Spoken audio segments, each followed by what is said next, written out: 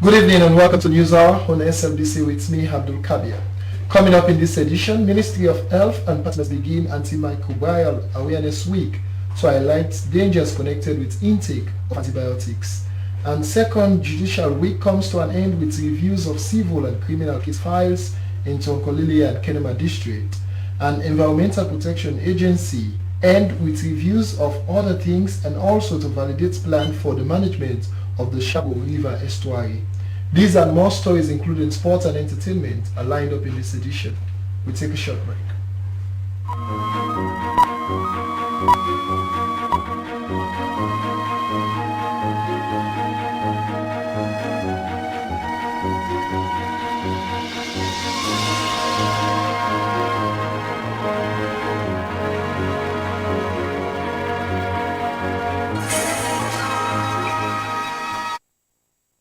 This is News Hour with me, Abdul Kabir. We start with our first story.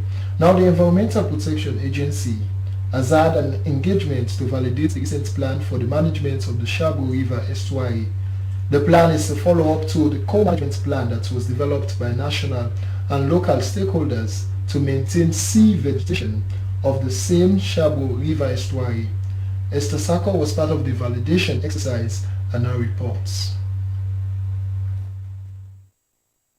The Shabo River estuary is no doubt one of the jewels in the range of hotspots of wetlands and biodiversities in Sierra Leone. In addition to holding the largest proportion of mangrove swamps, it is among the most productive coastal ecosystems in the country, justifying the need for a concerted effort by all stakeholders from national to local levels to conserve its vast biodiversity resources.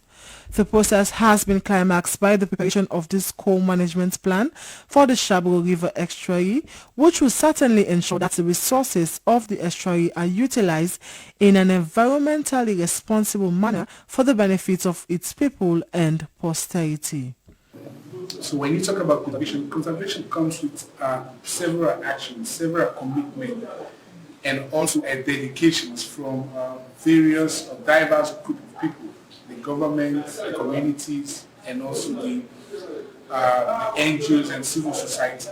So now that we have discovered seagrass and also the importance of seagrass in our marine ecosystem, there is need to conserve and to protect it, and that is what we actually now presenting to people, to the communities, and also to stakeholders as to what strategies we have developed in managing and also conserving the seagrass. For the National Protected Area Authority, seagrass ecosystems play a multifunctional role in coastal and marine environments and human well-being, and they will ensure that they are always maintained. In his keynote address, representative of the Environmental Protection Agency Edwin Bemba noted that the government has developed the Blue Economy Strategy that aims to invest and secure benefits of the blue carbon and marine protected areas in Sierra Leone. He sees the plan as a laudable venture that aligns with the government's priority of ensuring a healthy, proactive and sustainable coastal and marine environment. The co-management plan focuses on the people and biodiversity and how it is necessary to achieve ecological resilience to mitigate the effects of climate change. The plan was developed through consultations and data gathering at all levels of socio-political and governance structures and a direct field mapping exercise. SLBC News, Esther Sako reporting.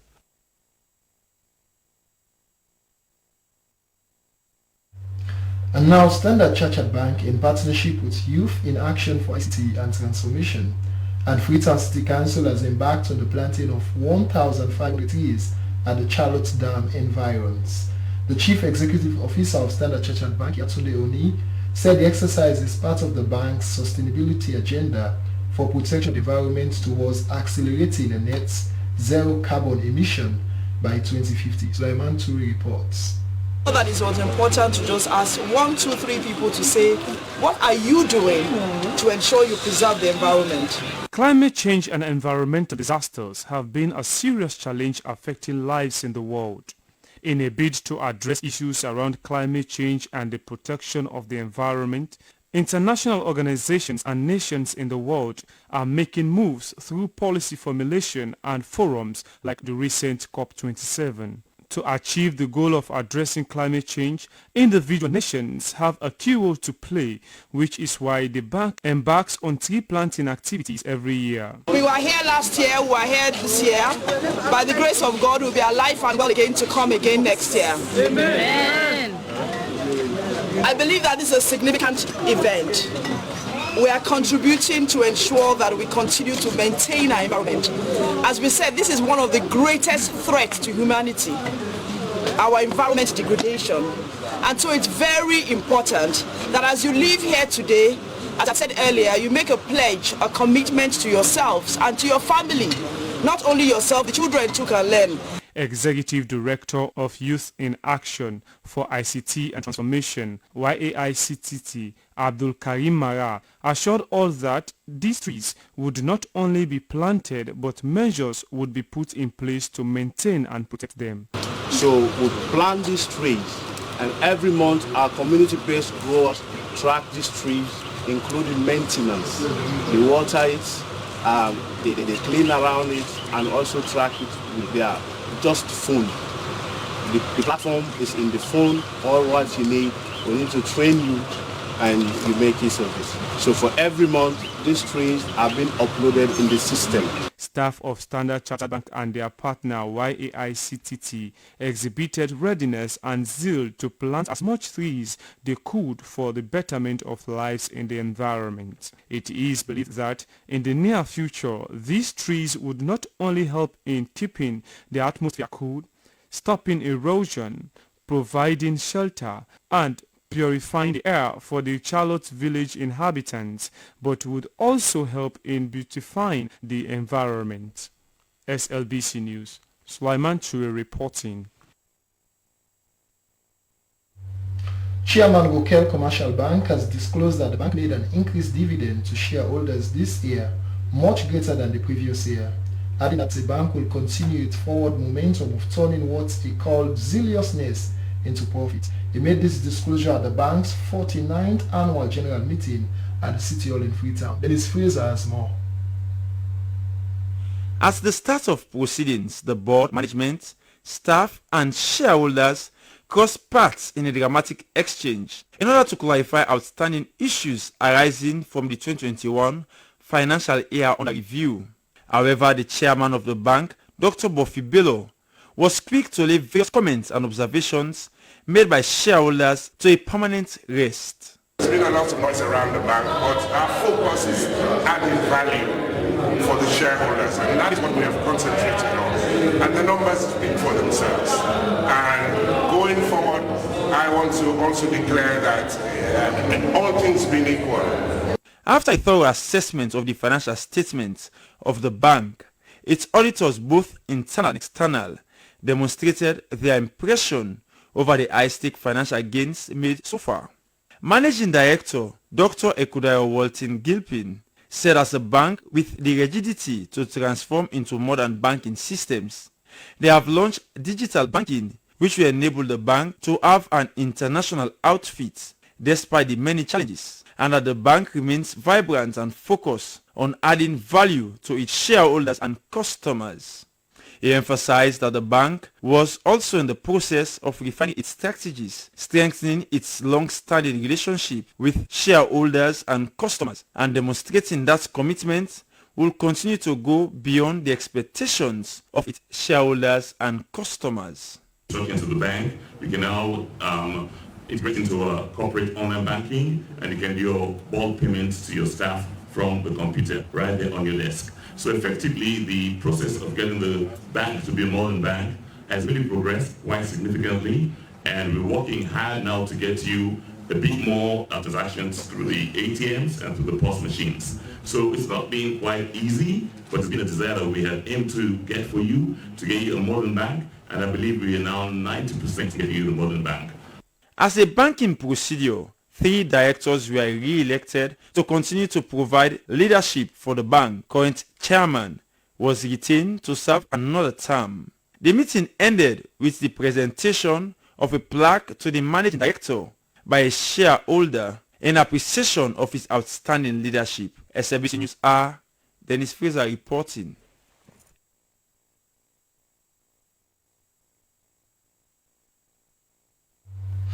Now, presiding Bishop of the Harvest Intercontinental Ministries, Sierra Leone, has called on young people to turn to the Lord and turn away from their former ways. Bishop Julius Laga observed that Sierra Leone is in a trying times and that young people are the targets of the enemy, the devil. He made the statement while speaking to the press at their 30th anniversary celebration.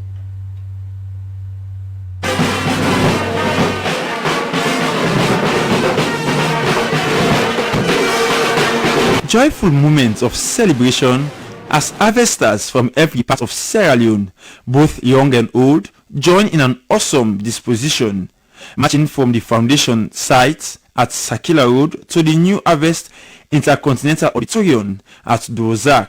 The celebration became intense with songs of praise, worship and thanksgiving at the church grounds. Delivering the sermon, guest preacher Bishop Musa Kofe said, as the ministry clocks 3 decades, it was a moment of glorious celebration for the great work the Lord has been doing to add to the church. Encourage harvesters to be strong and courageous, always trusting the Lord to continue to take them through. As for faith, I come to tell you that your God and my God is able.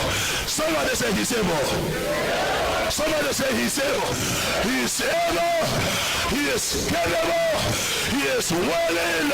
He is powerful to do for you more than all we can ask or think. Speaking to the press, the Bishop of the Second Diocese of Sierra Leone, Ghana and Nigeria, Bishop Julius Laga, underscored his admiration for the work God has been doing not only in the ministry but the body of Christ as a whole. He added that God was about to turn around the status of the nation with favor and blessing. I just want to say to the people of Sierra Leone that in spite of the challenges that we are faced with, I want everybody to understand that Jesus Christ is the way, the truth, and the life. And we have sold our lives out, if I can put it this way, I mean that way, to make sure that this gospel is preaching to every man, to every woman, to every boy, to every girl, and to every child across the nations. Harvest Intercontinental, formerly Bethel World Outreach Ministry, started as a small fellowship in Sakila Road, but now has churches across the country and a membership of up to 8,000 members countrywide. SABC News R. Dennis Fraser reporting.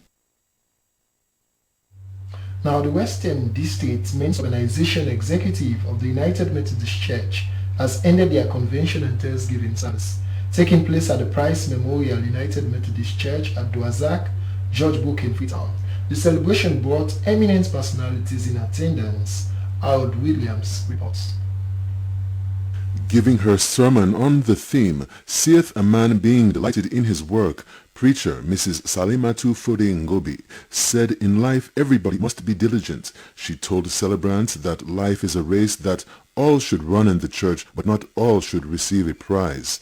Mrs. Ngobi emphasized self-control, not to run aimlessly following things of the world, and to be disciplined, starting with one's self.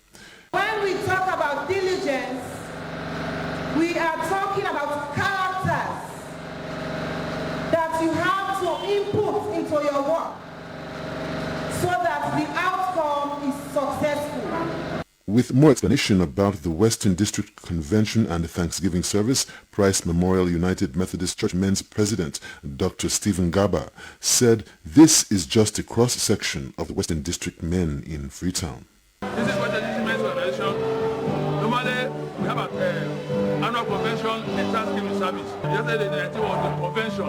wherein different churches come together and we do our confession. The celebration ended with the awarding of certificates to member churches and the theme song.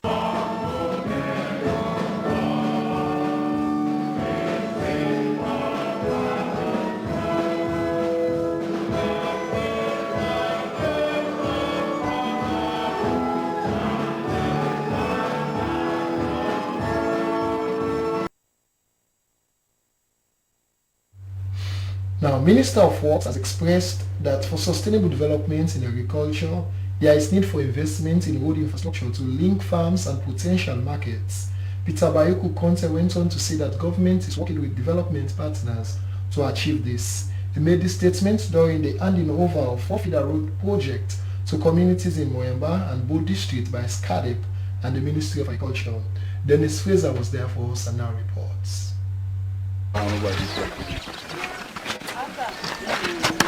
The handing over of technical design for the project to construct a 15-kilometer sketch of road by SCADEP was made to the contractor and by extension to the people of Kayaun Chiefdom. The road is a feeder road linking the two villages of Koveun and Nayaun, and it is going to be upgraded to an advanced stage with drainages and culverts. This gesture, according to the people, came in handy at a time when they have been facing several constraints in transporting their agricultural produce to the district headquarters town of Moyamba and its surroundings. We don't strain Boku, the road is bad.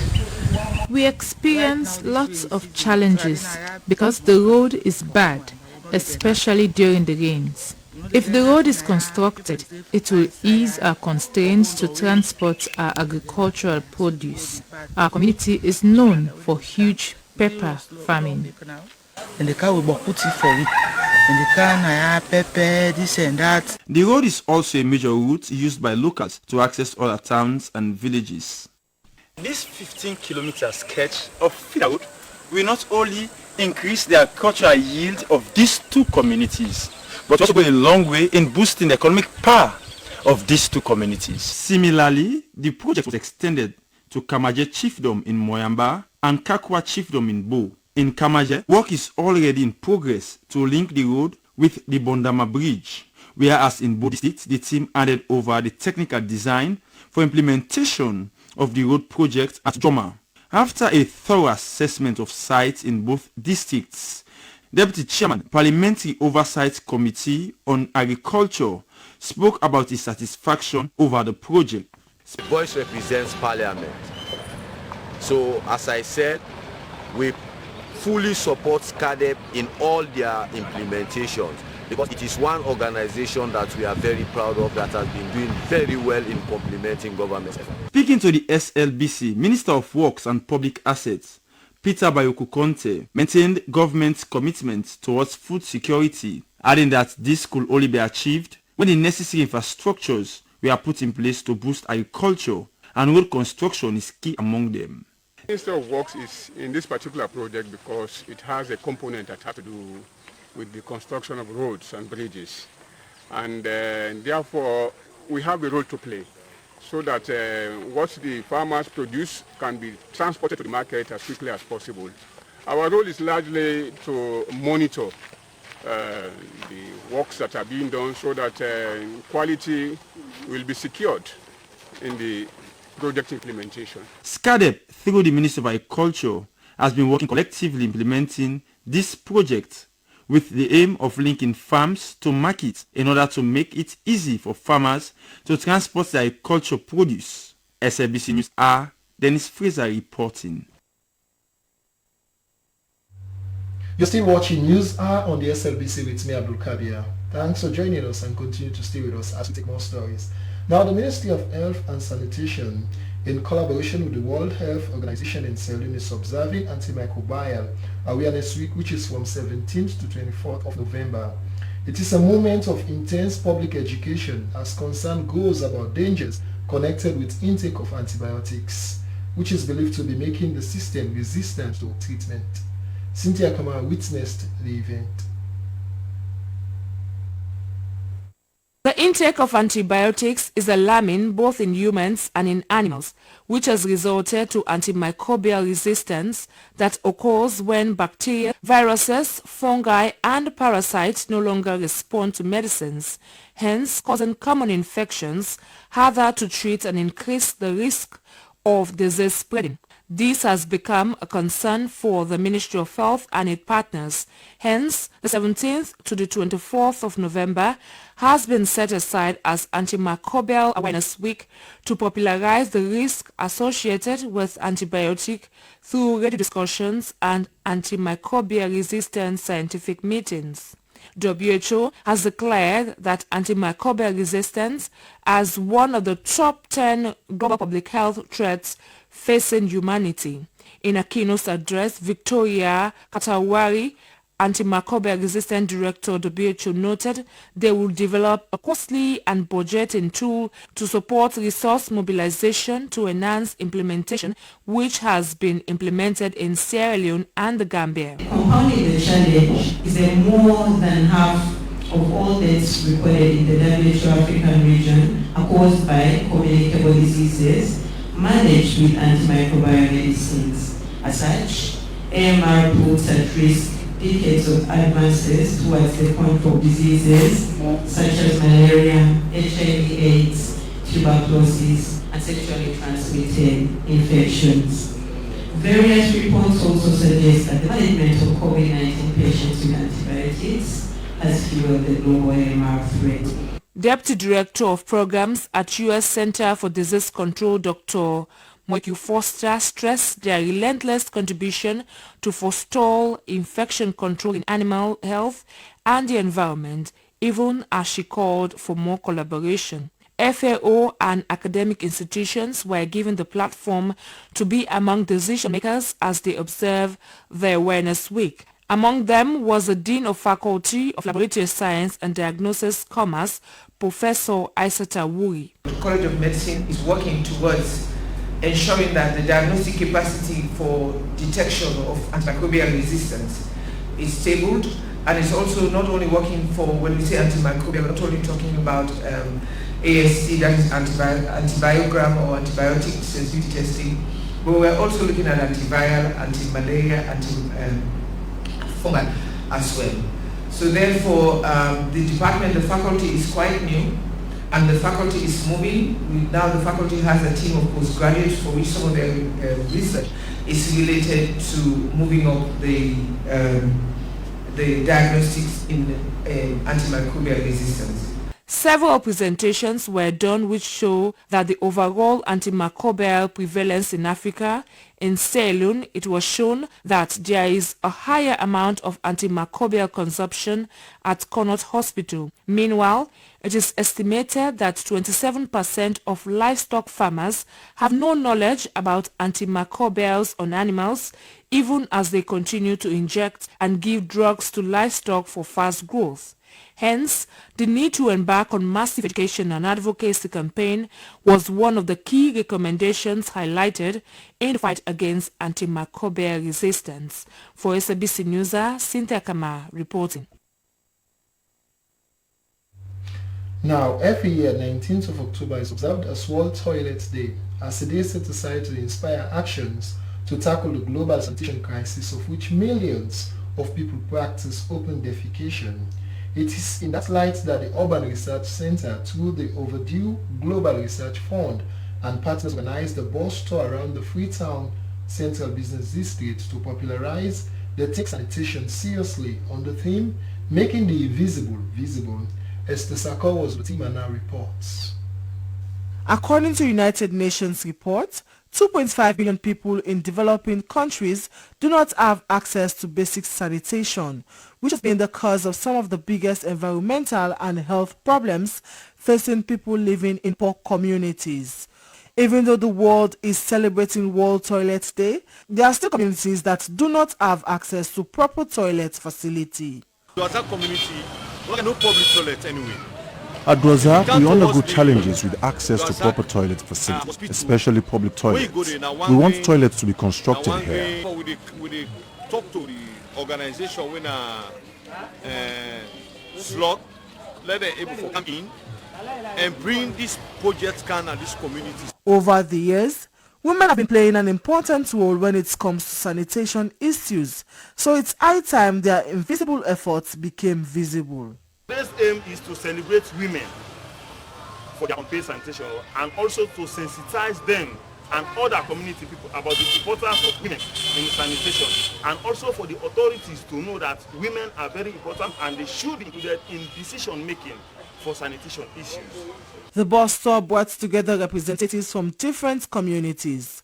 Women representatives from these communities received certificates for their relentless efforts in ensuring proper sanitation in their communities. They pledged their relentless support towards ensuring sanitation issues is improved in the country. I feel fine. I don't need 17 years.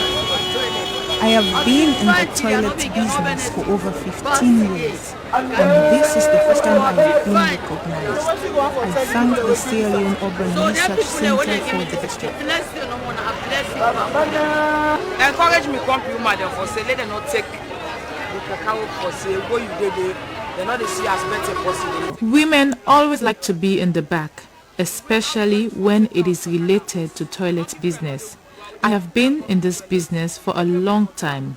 This recognition means a lot. I feel so excited because from where we don't get participate, that's the first we receive a certificate from. As Sierra Leone continues to join the world to celebrate World Toilet Day, the Urban Research Center, through the Overdue project, is set to end open defecation and provide access to sanitation and hygiene and achieve Sustainable Development Goal 6, which aim to ensure availability and sustainable management of water and sanitation.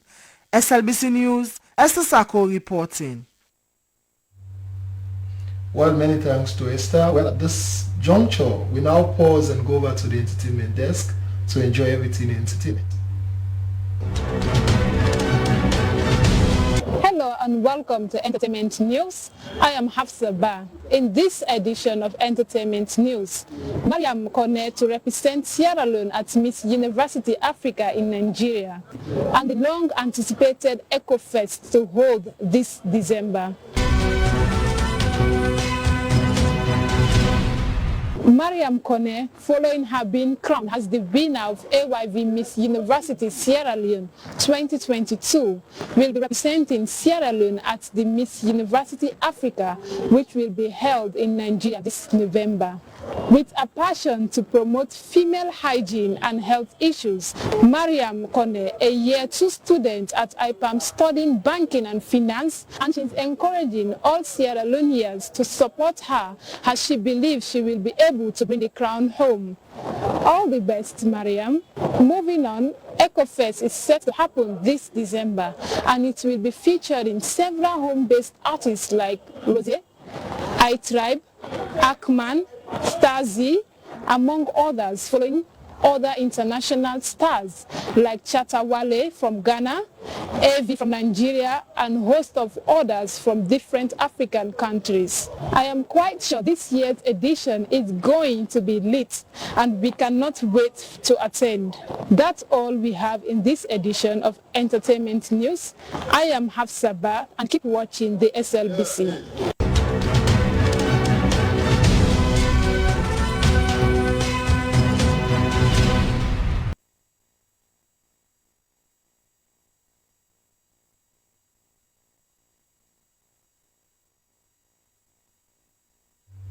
Well, many thanks to Afsat Bar for that wonderful presentation. From entertainment, we go over to the sport desk.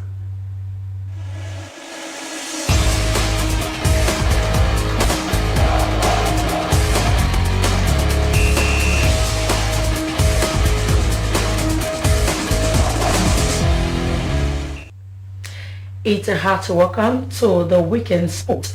In this edition of the Sport News, the Sierra Leone Police has ended their inter-regional football and athletics sport meet in observance of their 128 years anniversary. The event took place at the Sierra Leone Police Field, King Tom in Freetown. Our intern reporter, Rabiatu Mansai, has more. Police personnel from across Sierra Leone converged in huge number at the police field in Freetown for the inter-football and athletics sport meet. The South and Northeast regions football teams both booked a space to the finals. It was a tense final, but Southern Region Football Division FC convincingly defeated their Northeast counterpart by 3-0 and was crowned champions of the football gala. The athletic sports meet attracted productive and counterproductive performances from the athletics. 18 race, 4x100 meter race, hurdles relay, all formed part of the race, and the Northeast region came second with 224 points, and Freetown West took the first position with 240 points, and the athlete Usman Chali was named the best athlete with 32 points. It was electrifying in the AIG's race that was eventually won by AIG Brian Makane. Other events featured the LUC's walking race, regional head race, among others. Meanwhile, the National Fire Force football team won the Inter-Forces Football Gala, defeating the Metropolitan of the Freetown City Council, and was presented a trophy. Sierra Leone Correctional Services won both the women and men's 4x100 meter invitational relay.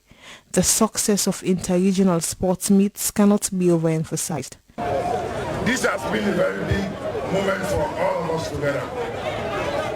This event last happened in 2018, 5 years backward. So 5 years down the road, we have had this moment again.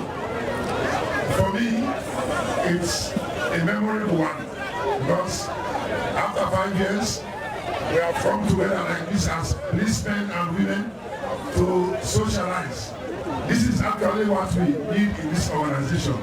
It's not about fighting each other, going to bosses, no.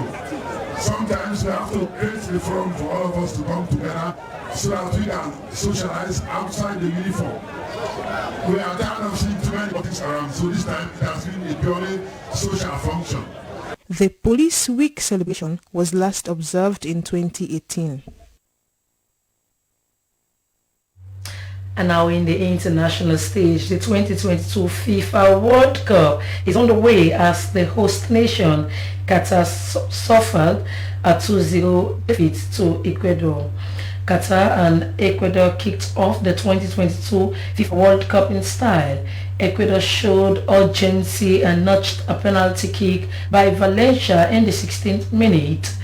And Valencia wasted no time in scoring another, making it second in the 31st minute.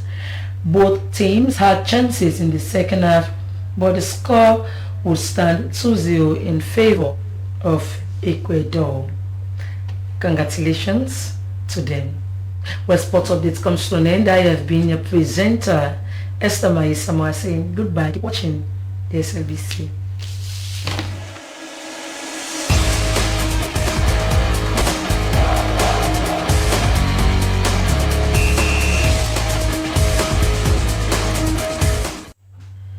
Many thanks indeed to Esther Samoa for the sports updates, and all the best to the African teams as the Teranga Lions of Senegal will be up against the Netherlands tomorrow. All the best. Without Sadio Mane, we will go out to demonstrate the true toughness of an African team.